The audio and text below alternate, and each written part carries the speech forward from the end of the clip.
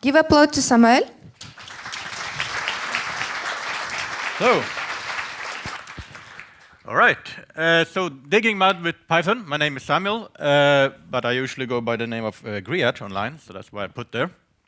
So, what is a MUD? Who here knows what a MUD is in a gaming context? Ooh, all right. And you didn't even cheat and look at the Evennia homepage. Good.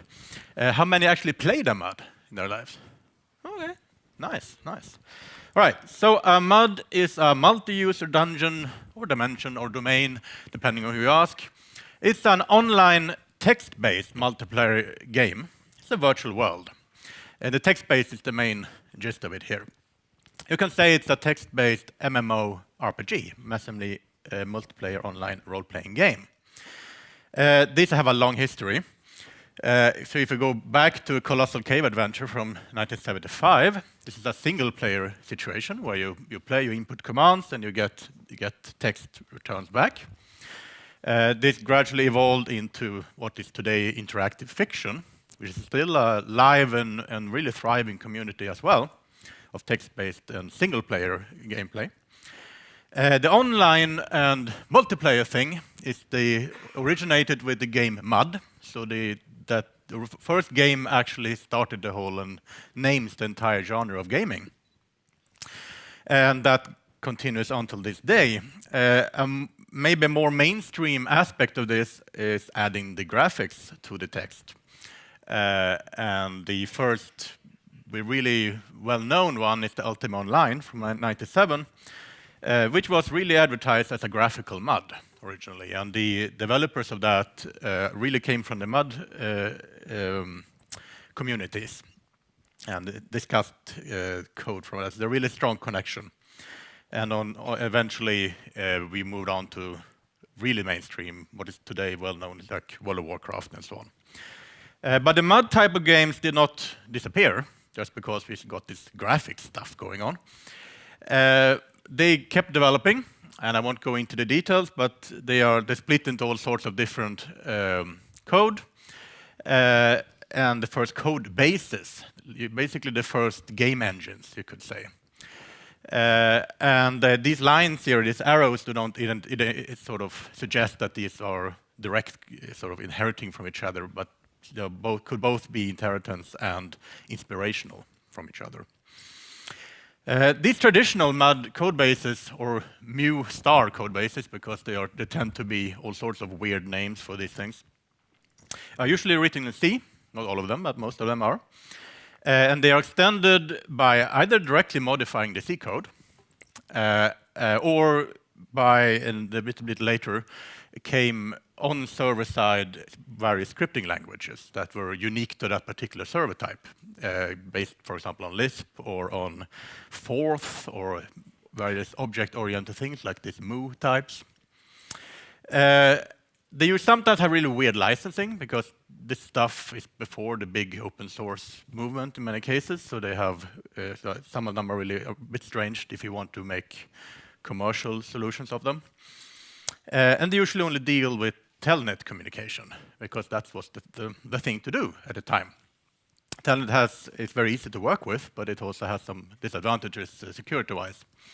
But you still, even today, when you want to create something that deals with MUDs, you still need to support Telnet to some extent because many of the old school players are using third-party clients that are using with all sorts of bells and whistles, and those are Telnet clients. But you can add SSL and various encryption today to actually improve security with Telnet.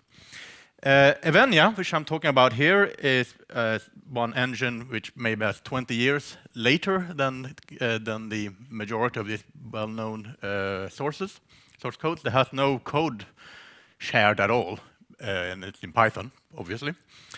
Evennia is not the only game in town when it comes to new languages with MUD aspirations. It's probably the biggest one in Python, I would say, but it's a big fish in a very small pond. So it's needless to say, mudding is pretty niche these days. So why do we interested in playing a MUD in 2018? Right? This is technology which is 40 years old originally. So first of all, why do we read books still, right? It's a different experience when you play a text-based game versus when you play a graphical game. It's a different kind of thing. Some of the commercial mods have this slogan, best graphics engine ever. You mind, right? Okay, yeah, it's kind of nifty.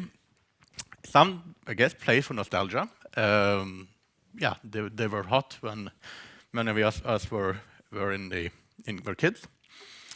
And I would say, personally, that if you are a role player and like that kind of thing, mods probably offers the best in-depth role-playing that you can have online, apart from literally playing a video conference with a game master.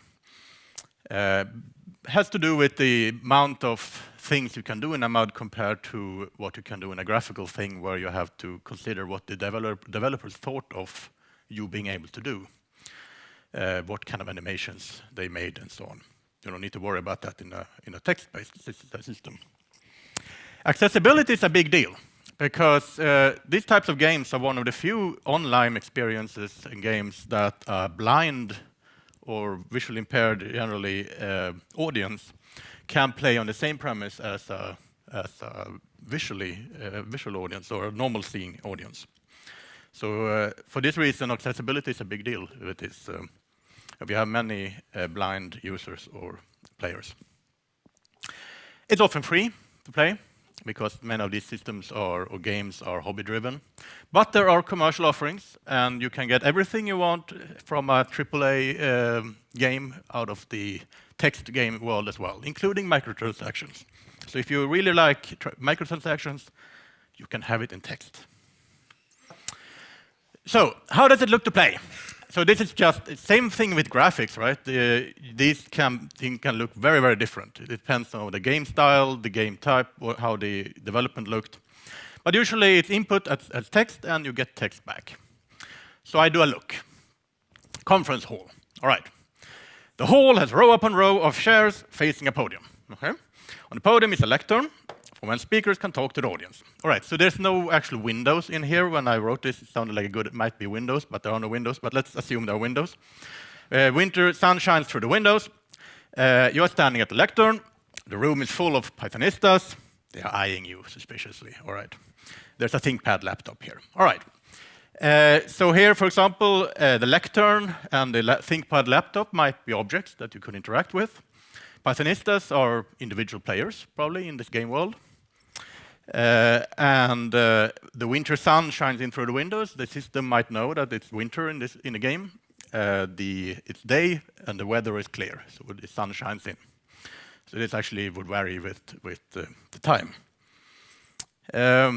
We could interact with the world. Let's say, with a smile, we click the button on the laptop to show the next slide. And I do another command, click slide next, for example. What I see, getting back to me, is a smile, gray edge, clicks a button on the ThinkPad laptop to show the next slide. The next slide is shown. It's titled, how does it look to play? That's what I see. You guys will see, with a smile, the guy with the beard clicks a button on the black laptop to show the next slide. Because you don't know me, right? You only see what I look like. And you see what is happening. For example, I could say, shout, det här är bra grejer.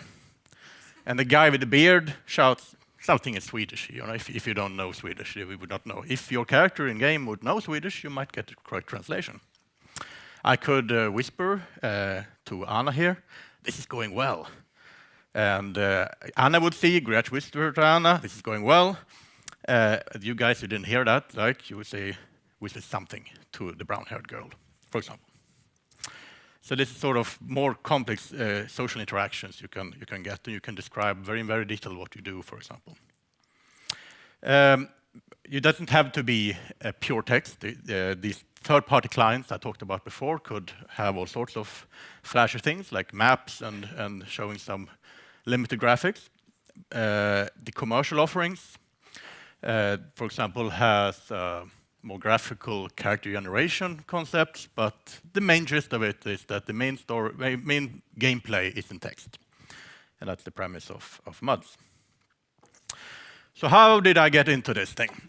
This is not nostalgia for me. I did not play MUDs in their heyday in the 80s and 90s. I think I played my first MUD game maybe in 2006 or 8 or something like that. I was actually coming to it from a role-playing perspective. I'm an old-time tabletop role player, and I was looking for something to play online, and was not happy with what I found on there. MUDs turned out to be, in my view at least, one of the best role-playing you can have. I wanted to see what could you do. I wanted to make my own, basically, originally, and saw what was available in Python, and found a plethora of abandonware projects at the time. So I found Evennia eventually, after a lot of different tries, which was created by an American called Greg Taylor a few years earlier. And I contributed to that and eventually took over the Evennia development in 2010. All right, so what is Evennia then? First of all, the name comes from a cheesy NPC in Guild Wars 1. I take absolutely no responsibility for this one. Greg Taylor is completely responsible. Stupid name, but it stuck, and it's a typical example of someone making a small experimental fun project, picking a random name, and that is the project that happened to stick around. Evennia is a Python MU creation framework. So MU star is sort of summarizing all these types of MUD servers, server types or game types. It's a BSD license. So Evennia can be used to create all these types of legacy systems and all new ones as well, in principle. It's not only the library that you install, but it's also a fully functional server and a web server as well that runs your game's website. And we not only use Telnet, we also have use JSON to communicate with a web client that you run in your browser, and all sorts of different communication systems. It's a community as well, because it's very active, and we have both forums and chats and so on to help new people coming and get into this. It's hosted on GitHub, and the install is basically to fetch the GitHub repository, because you're expected to read the code and look into what happens in the library as well. So it's a moderately successful open source project with lots of contributors and lots of activity. It's aimed at both new and old Python developers, and this is very important. So the code is written to be read, and it's very interesting also for me when creating this thing. It has extensive documentation and comments. I think something like 45% of the code lines are comments. It's game style agnostic, which means that you can make fantasy, or we don't care. We don't sort of presuppose what kind of combat system or rule system or whatever you want to have. It's something you add your own. But we do have a bunch of plugins or modules that you can import and to get optional stuff with more game content. So Evennia is basically, the main work with this is just coded by importing Python modules and tell Evennia where to look to find your version of modules. So that's how you override the defaults that we supply. The very straightforward in a Python sense. The main building pieces are Twisted, which is a synchronous library before the time of async and so on, async IO. This is running the game loop. We have all the very nice connection protocols created in this, and also runs the web server as part of the engine. And we're using Django for the database interaction, and also you can use that to build out your website, obviously. It's currently Python 2. Let's not talk too much about that. It's Python 3 is coming soon. It's in a branch. We were waiting for some dependencies to catch up before that. That's the excuse. It's coming after Christmas, hopefully. So this is how Evennia looks. This is what you download from us. It consists of two processes, the portal and the server. See if I can. Do you see this? No. Yes, you can. All right. The server and the portal. So these are both Twisted running applications, basically. Portal knows everything about the outside world and communicates to the outside world. You have both the traditional legacy telnet communications, website, web client, you can connect via SSH. And the server knows everything about the game, and it also connects with the database, which I'm coming to. The web server is actually run within the process of the server, because that means it's a very easy way to make sure the database of the game is consistent with what you want to communicate with the website. You can do very nice things with that. As you notice, there are this API here, which is empty at the moment. This is not a fully functional game at this point. What you need is to plug in your own code. This is literally a separate folder that appears on your drive when you start this up. And this is and it's going to be full with templates and things that you can fill in to start building your own game. And this is what connects to it also has all the setup for the database, which is using Django, so you have access to the normal SQL databases that Django supports. So let's see if I can give a little live demo here.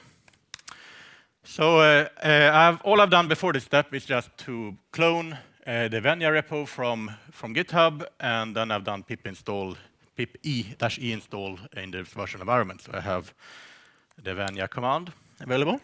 Do you see? Should I enlarge it more? It's okay? Okay. So let's initialize this, init my game. All right, welcome to Evennia. So now we have seen that we have a new my game folder down there. So let's enter. Do you see it too far down, maybe? No? It's okay? Let's do it like this. Okay, let's go into my game. And then we do Evennia migrate. So this is just a wrapper for Django. So it will just build the database for us and migrate, run the migrations for the schema. This is using SQLite 3 by default. You can change that in the settings. And let's see, and now we do Evennia start. And this really has that.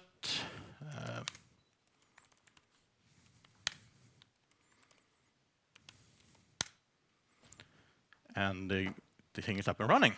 So now we have a fully functioning game. So let's go to start a traditional telnet client here, Tintin. And there we have the game running. Let's connect Griech123, good password, and we are in the game. Just to test around, let's create something here in game now. Let's drop a box. Okay, so we look around. There's now a box at the bottom there. The numbers here is because it's only shown because I'm a super user at this point, so I will see the database IDs of these objects. Normal user would not see them. So if we look at the box, you see nothing special. Okay, so let's describe that box. This is a great box. Okay, we look at the box. It's a great box. Okay, fascinating stuff. So if we examine this a little bit, the box, you find that it has this little thing here that describes the Python code that describes this object. In type classes, object. This is a Python path. So if we look at this in the my game folder, you have this type classes thing here. That's the package. So type classes, and it's actually just look at the type classes and objects. And here is the object, the class that Evennia was looking for. This is empty, lots of documentation, but it's actually just a path there. It's actually just importing the default from Evennia at this point when we start the game. So what is happening here? Oops, this is not the way we wanted. There. As we know, if you use Django, Django used this ORM representation of objects in the database, where the object, the class is the table, and the various fields are rows or columns in the table, and the instances are the rows. So you have, in this example, we have Trigger. Trigger is the character from Robin Hood. The vulture, I think, vulture guard that firing the crossbow, Old Betsy. Trigger has Old Betsy in the dungeon, and you see the path here describing the location of the classes in the database. And so Evennia uses something called in Django Proxy Model, which means that you can describe a database model with different representations in Python. And it extends in some various ways, which I won't go into right now, but you can ask if you want to know more. And we offer a bunch of different bases for this, like default character for characters, stuff the players are going to play, and default room, for example, which is locations where we're in. And in the My Game, you can then inherit from these and modify them to whatever you want. You have character, you have a crossbow, which is an object. A room, castle room, might work differently from a normal room because it needs it dark, maybe. You need a light to see anything in there. And the instances are trigger, old Betsy, and dungeon. You can also customize these by attributes, which is another database model. Evennia has very few actual database tables. So instead, using this proxy modeling to allow the user to work with this completely. To the user, it looks like you're working with normal Python. You don't need to worry about meta content, for example, meta classes or things like that in Django. So most of the time, you don't need to worry about Django at all when you work with Evennia, which is because we are targeting also new users. Commands are classes too. I will speed past this a little bit, but the main part is that you can tweak these things as much as you want, and you don't have to modify the core Evennia library at all. You just override and tell Evennia where to look for the override by just giving the path to it. To understand the next part, I should just show that you need to add commands to a so-called command set. So I will not go further into that right now, but basically anything in the command set that sits on trigger is going to be made available to trigger, so that trigger can do say and look and dig and so on. You can ask me later why this is a good idea. Let's see if I have time to do this. Let's see there. Okay, so let's quickly create a new command. So commands, command. Here we have a new command. This is the original base class, just inheriting from normal Evennia. It is empty. Below here, let's create a new class. Command hello. Hop. Inheriting from command. Let's put some help here. So this is help text for hello command. This is going to be shown in game when you look for help for that command. Key is hello. Yeah, hello, yes. And the functionality is self message hello world. Okay. We also need to add this to the command set, which is also preset, all of it. This is a type of command set that we know is going to be put on all characters. So I happen to know this since I created it, but it is well documented. So I import command hello, and I add it to the command set.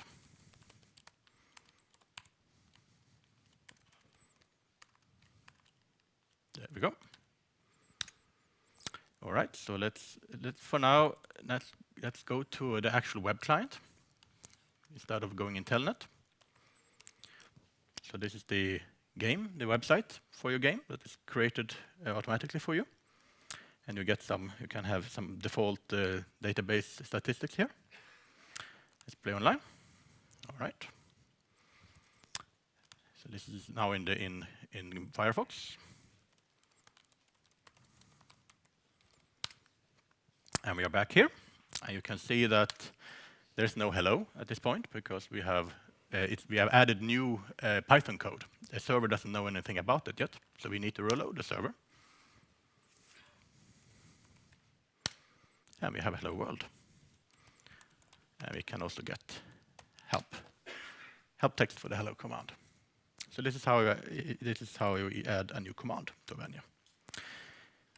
So why create a MUD in 2008? And this is my last slide.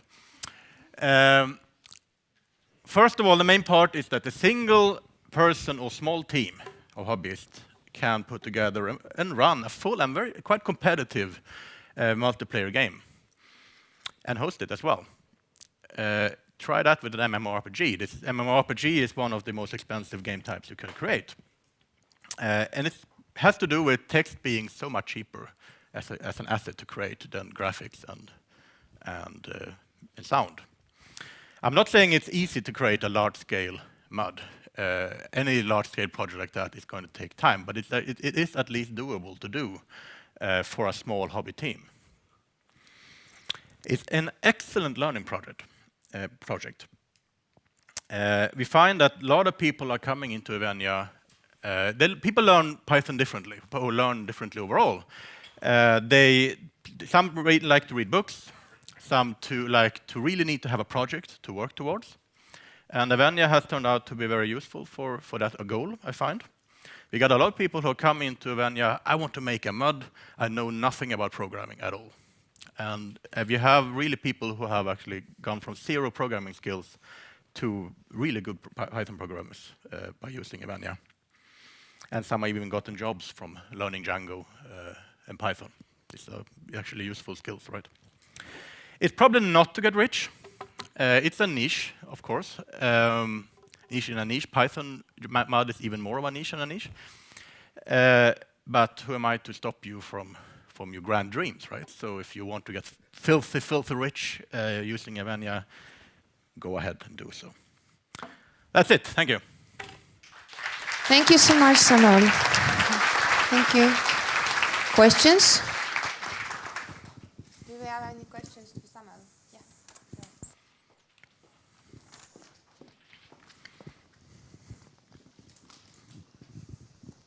Hi.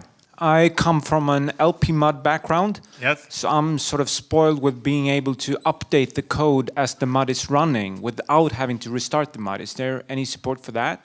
No. So this is an old discussion. So Evennia is modified in what would be called hardcode normally in an LP MUD or in a MUX or a MUSH, where you have soft code. So basically, it's a comparison of having a separate scripting language running inside the MUD. Python, we found, has been very difficult to sandbox in the same way, because one of the things with what you can do in an LP MUD or with this custom scripting languages is that you can allow untrusted people to play and use this code. And we have not found a way to really reliably do this with Python, because Python is so powerful in its introspection, but that's also its problem. You can't guarantee that it's a safe sandbox. And to be fair, one of the reasons for having these separate mini languages was the fact that you would have larger teams back in the day, and there would be trouble to get access to a server and like that. Today, with the advent of tools like GitHub, we find that it's actually an advantage to work in Python and not have to write code on the command line like this, line by line, but to actually have access to PyCharm or Vim in my case, or whatever, all the infrastructure of programming resources that you have available, and to use that to code your game rather than having to do it line by line in a over telnet interface. So that's the motivation for it. But yeah, there are arguments for both sides there.